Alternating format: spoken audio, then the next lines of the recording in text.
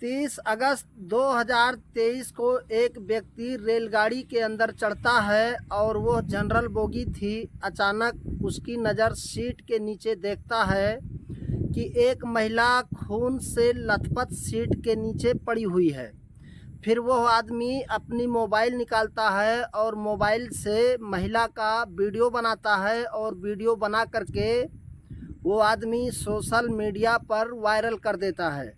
जैसे ही यह video social media पर वायरल होता है तो कई तरह के सवाल भी खड़े हो जाते थे कि महिला कौन थी, और हर कोई ये जानना चाहता था कि आखिर महिला के साथ क्या हुआ, क्योंकि महिला भी उत्तर प्रदेश के पुलिस में कांस्टेबल की नौकरी कर रही होती है और उसके शरीर पर बहुत काफ़ी चोट के निशान थे। महिला अचेत अवस्था में थी और वो वर्दी भी पहनी हुई थी, मगर वर्दी आधा शरीर पे नहीं था, आधे पर उसके वर्दी था और वो भी फटी हुई थी। फिर ये वीडियो वायरल होता है, मीडिया पे खूब वायरल हो रहा था। लोगों के मन में तरह तरह के सवाल आ रहे थे। अब इस वीडियो को देख करके पक्ष विपक्ष सारे लोगों के मन में एक ही सवाल आ रहा था। लोग इसको मुद्दा भी बनाना शुरू कर दिए थे। वहीं दूसरी तरफ सरकार के ऊपर भी आरोप लगने लगे थे कि उत्तर प्रदेश की सरकार बहुत बड़ी बड़ी दावे करती है महिलाओं के लिए ख़ास तौर से और सारे कानून व्यवस्था के लिए, और जब उत्तर प्रदेश में महिला कांस्टेबल ही सुरक्षित नहीं है तो आम लोगों का क्या होगा।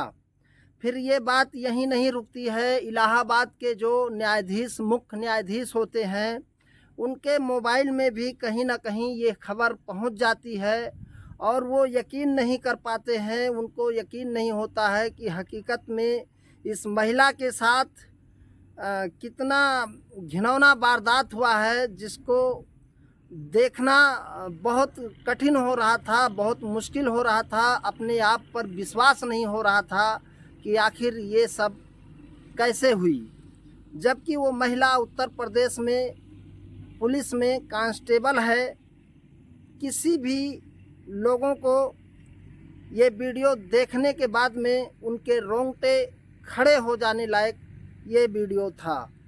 3 सितंबर 2003 की यह बात होती है। रविवार का दिन होता है। रात में एक मीटिंग बुलाई जाती है और जो हाई कोर्ट के मुख्य न्यायाधीश होते हैं उन्होंने ये मीटिंग बुलाए और सबसे पहले एक टीम की पीठ की गठन करते हैं। उसके बाद रेलवे को नोटिस भेजते हैं, जीआरपीएफ को भेजते हैं कि आप लोग अपना जो सेवा है उसका निर्वहन ठीक ठाक से नहीं कर पा रहे हैं, इसलिए ये आप लोगों की लापरवाही के कारण इतना बड़ा एक महिला पुलिस के साथ में हादसा हुआ है।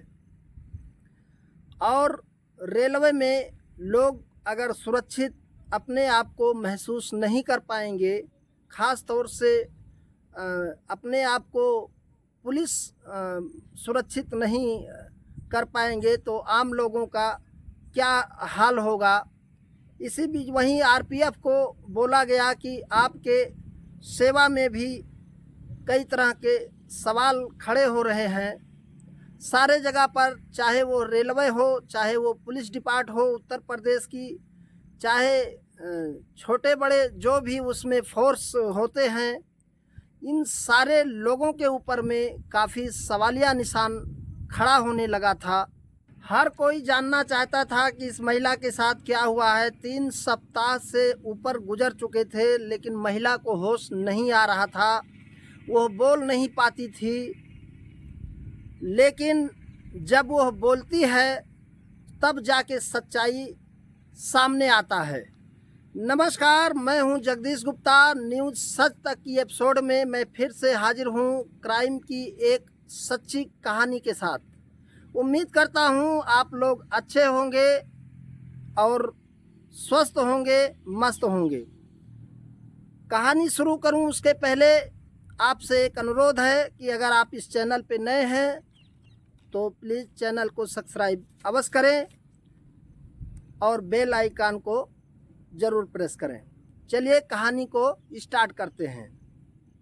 आज की जो हम सच्ची घटना आपको बताने जा रहे हैं, सुनाने जा रहे हैं, ये मामला है उत्तर प्रदेश का एक ज़िला लगता है अयोध्या। हाँ, मैं अयोध्या की बात कर रहा हूँ।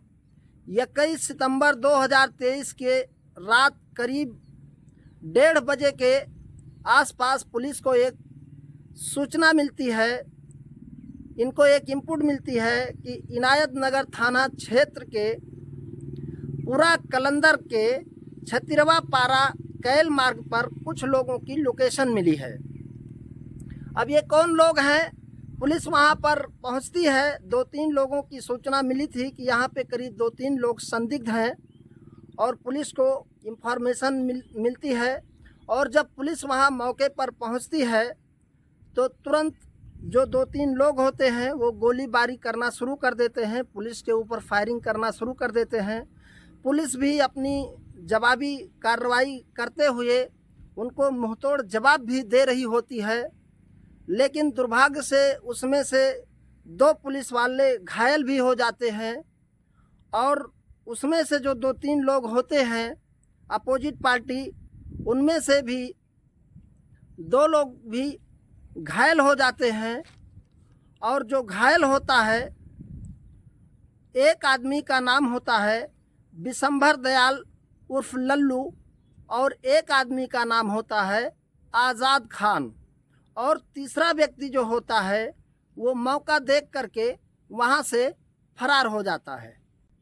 फिर ये अपराधी का नाम क्या है, लोग भी जानना चाहते हैं, मामला क्या है।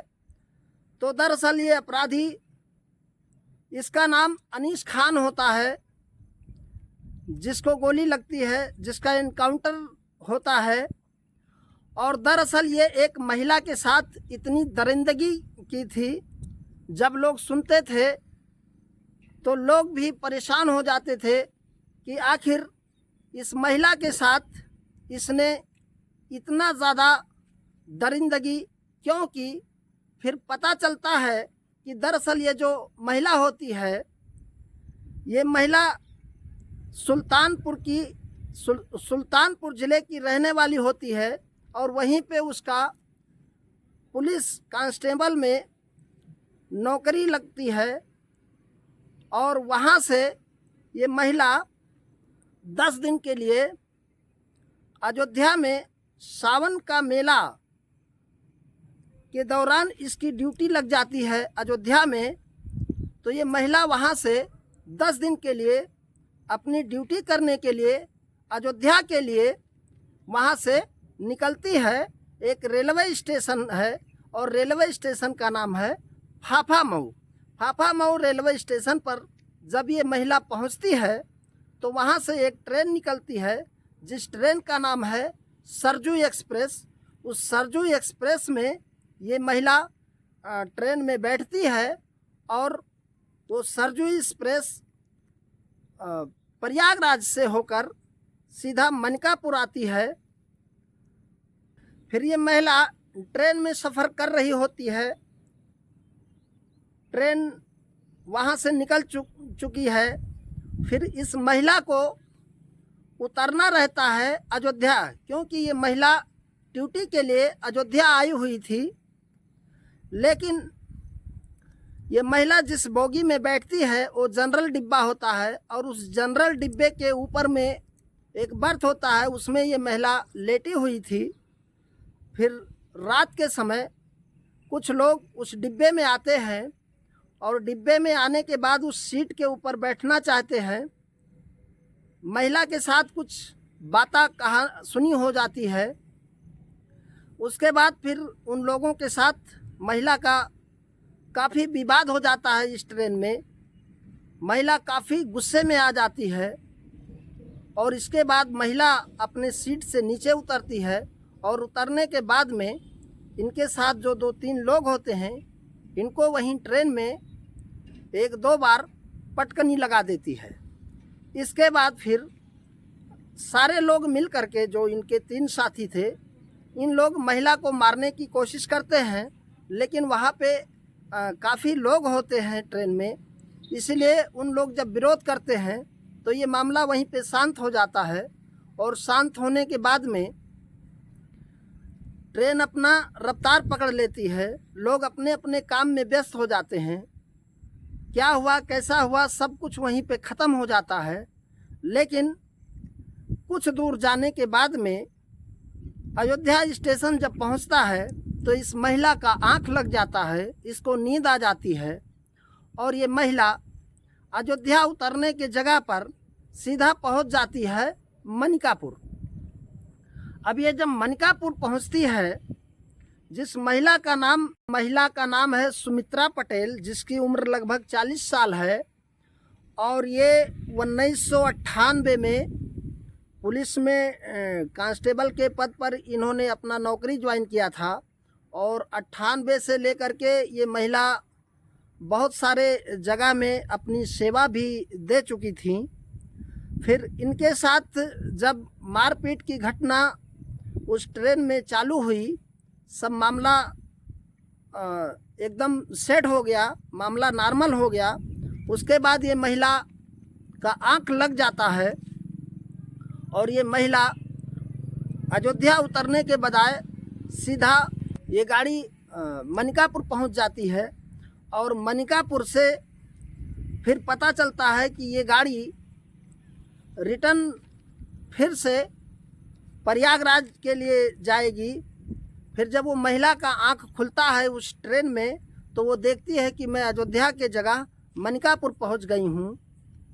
और मनिकापुर से फिर पता चलता है कि ये गाड़ी रिटर्न प्रयागराज जाएगी। तो ये महिला सोचती है फिर हमें यहाँ उतरने से कोई फ़ायदा नहीं है, इसलिए महिला अपने सीट पे लेटी रहती है और गाड़ी रिटर्न होने की इंतज़ार करती रहती है। इसके बाद में फिर ये गाड़ी मनिकापुर से रिटर्न रात को 3 बजे फिर से प्रयागराज के लिए निकल पड़ती है।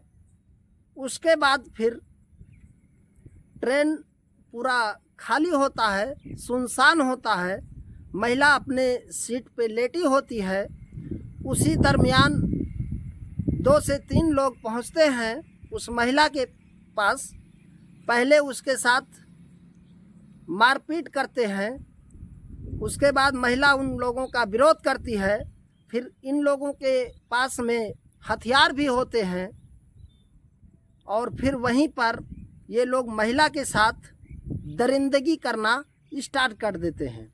दरिंदगी इस तरह से इन लोग करते हैं कि महिला को काफ़ी मारा पीटा जाता है, उसके वर्दी को फाड़ दिया जाता है, इतना काफ़ी उसको धारदार हथियार से वार कर दिया गया था कि महिला अचेत हो जाती है, उसके ब्लड निकलने लगते हैं और वो होश में नहीं रहती है।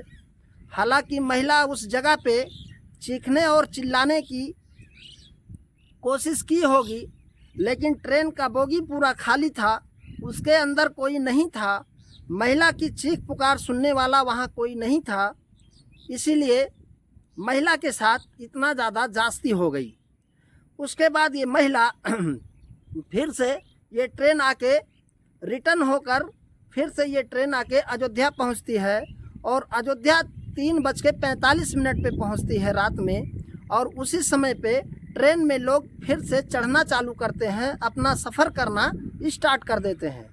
जब ट्रेन में लोग पहुंचते हैं तो एक व्यक्ति होता है, अंधेरा होता है, फिर वो ट्रेन में उस सीट के ऊपर बैठने की कोशिश करता है। तो जब अंधेरा होता है थोड़ा जाके देखता है उसके पैर में ब्लड लग जाते हैं। फिर वो टार्च बारता है और बारने के बाद देखने लगता है कि आखिर ये क्या है। फिर जब वो देखता है तो सन्न हो जाता है और वो तुरंत वहाँ पुलिस को फ़ोन करता है, रेलवे पुलिस को भी फ़ोन करता है। वहाँ पे पुलिस वाले पहुँचते हैं। चूँकि महिला जो कांस्टेबल थी अचेत अवस्था में थी, बोलने की स्थिति में नहीं थी। उसके बाद पुलिस वाले इसको ले करके हॉस्पिटल जाते हैं। फिर जब हॉस्पिटल में पहुंचते हैं तो डॉक्टर जब देखता है तो महिला को डॉक्टर रिफ़र करता है और कहता है कि इसकी कंडीशन काफ़ी ख़राब है, इसलिए इसको लेकर के कहीं ट्रामा सेंटर में एडमिट करो।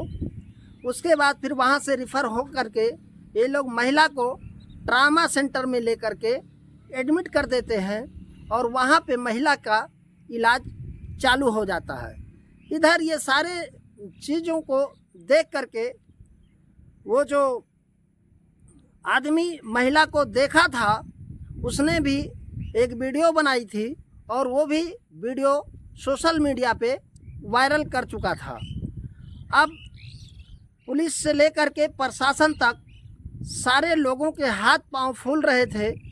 कहीं ना कहीं सवाल के ऊपर सरकार के ऊपर भी सवाल खड़े हो रहे थे कि आखिर इतना बड़ा हादसा उत्तर प्रदेश में कैसे हो गया, और वो भी ख़ास तौर से पुलिस एक कांस्टेबल महिला के साथ। अब पुलिस जांच पड़ताल में जुट जाती है, अपना जांच पड़ताल शुरू कर देती है, लेकिन पुलिस को कोई सुराग नहीं मिल पा रहा था क्योंकि महिला बोलने की हालत में नहीं थी। इसके कारण से पुलिस के हाथ खाली के खाली रह जाते थे। फिर पुलिस ने अपनी प्रयास और जारी रखा और उसके बाद पुलिस ने उस दिन जितने मोबाइल एक्टिव उस ट्रेन से सफ़र किया गया था, जितने एक्टिव मोबाइल मिले थे और जितने सारे सीसीटीवी लगे हुए थे और जो कुछ लोग वहाँ पे संदिग्ध नज़र आ रहे थे, ये सारे लोगों को पुलिस जांच पड़ताल करना शुरू कर देती है। तो उसमें से 2-3 लोग के ऊपर काफ़ी संदिग्ध नज़र आते हैं। 2-3 लोग पुलिस टोटल वहाँ पर 20 लोगों का फ़ोटो ले करके महिला को दिखाती है और उससे पूछा जाता है कि आखिर इसमें से कौन सा व्यक्ति है। जब ये लोग महिला फ़ोटो एक एक करके देखते जाती है तो उसमें से एक फ़ोटो देखती है और कहती है कि यही वो आदमी है जो मेन अपराधी है और इसी ने इतनी बड़ी दरिंदगी की है। उसके बाद पुलिस उसका फ़ोटो को वायरल करती है और उसको पता लगाने के लिए काफ़ी मशक्क़त करती है और एक मैसेज भी भेजने की कोशिश करती है कि इस व्यक्ति को अगर कोई भी आदमी इसका खबर बताएगा या पता बताएगा, लोकेशन बताएगा, तो उसको 1 लाख रुपया इनाम घोषित कर दिया जाएगा। उसके बाद में फिर पुलिस को उसकी तलाश हो गई। अब पुलिस इस आदमी की तलाश में जुट गया और सोशल मीडिया का भी सहारा लिया और इसके बारे में भी पुलिस ये भी जानने में जुट गई कि आखिर ये व्यक्ति कौन है, इसका बैकग्राउंड क्या है और इसने अब तक क्या क्या घटना को अंजाम दिया है। इसके बाद उत्तर प्रदेश की पुलिस हो या एसटीएफ, अब 1 लाख रुपए का तो इनाम घोषित कर दिया गया था। इसके बाद फिर पुलिस को एक सूचना मिलती है कि मुख्य आरोपी है जिसका नाम अनीस है, जो हैदरगंज थाना क्षेत्र के तसलावन गांव का रहने वाला है, और उसका एक साथी और होता है जिसका नाम आज़ाद खान होता है, और उसका एक साथी और होता है जिसका नाम बिशंबर दयाल उर्फ लल्लू होता है। इसके बाद पुलिस इन लोगों की खोज में जुट जाती है। इन लोगों को पुलिस को एक लोकेशन मिलती है और जब वो लोकेशन पर पुलिस वहाँ पर पहुँचती है तो पुलिस के साथ इन लोगों का मुठभेड़ हो जाता है और उसमें आज़ाद खान को गोली लग जाती है। उसके बाद में जो बिशंबर होता है इसको भी गोली लग जाता है और ये दोनों घायल हो जाते हैं। लेकिन इसका जो मेन आरोपी होता है वो वहाँ से मौका पा करके फरार हो जाता है। फिर पुलिस उसका पीछा करती है और पीछा करते करते पूरा थाना क्षेत्र के कलंदर के छतिरवा के पास में इन जो अनीस खान होता है इसका वहीं पे एनकाउंटर हो जाता है।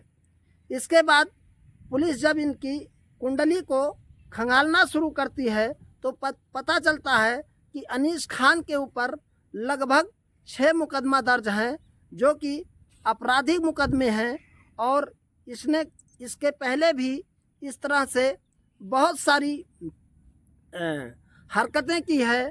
एक लड़की का अपहरण का भी केस इसके ऊपर लगा था, जहाँ पे लड़की को अपहरण करके उसके साथ दरिंदगी करने वाला था, लेकिन संजोग से ये कर नहीं पाया और वहाँ से बच गई।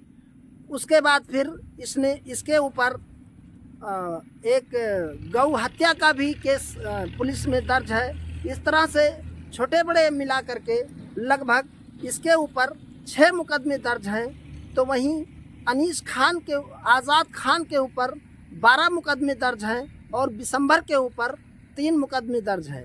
पुलिस जब इन लोगों का रिकॉर्ड खंगालती है तो पता चलता है कि 2018 में ये एक लड़की को अपहरण करके उसके साथ बलात्कार करने की कोशिश किया, लेकिन ये हो नहीं पाया और बच्ची की जान बच गई। फिर पुलिस ने जो अब तक जानकारी हासिल की है उन्होंने ये बताया है कि फ़िलहाल इस महिला कांस्टेबल के साथ में रेप की कोई पुष्टि नहीं हुई है। इसके हैं तब तक के लिए अपना ख्याल रखिए।